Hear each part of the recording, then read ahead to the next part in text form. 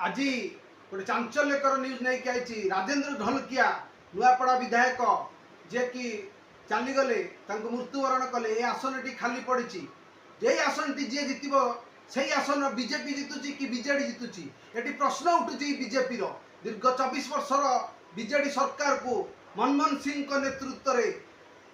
चुरमार कर फपाड़ी देती एथर बीजेपी सरकार। मनमोहन सिंह जे कि विचक्षण बुद्धिर मालिक जे कि 24 वर्षर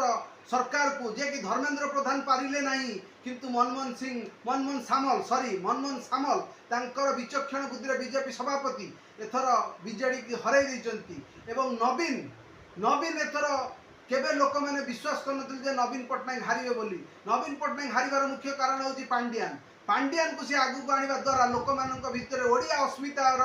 भावना सृष्टि है। लोक मैंने कहले जदि आम भोट दबा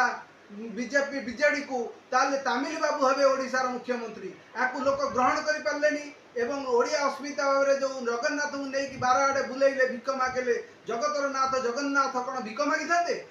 सारा ओडिया प्रिय हूँ जगन्नाथ मंदिर जहाँ दर्शन करने कोटी कोटी लोक दिल्ली जाऊँगी जगन्नाथ मंदिर तांकु नहीं घरे घरे द्वारे द्वारे बुलेले एवं से चाउल को रास्ता उपर पकेले यही है बीजेडी सब बीजेडी सबुठ बड़ भूल। तापर इलेक्शन बेले नवीन पट्टनायक लुंगी पिंधिकी दुई हाथ में 2टा शंख धरी कहते गोटे पद गोटे दब एमएलए गोटे एमपी रे सी कौन तामिलिया हो गले तेणु लोक मैंने ग्रहण कले जदि नवीन पट्टनायक एथर नुआपड़ा विजय हवा चाहती ताले पांड्यान को दल विदा करंतु सस्पेंड करंतु एवं मुख्य कथा हूँ एथर नवीन पट्टनायक आसन टी को विजय महापात्र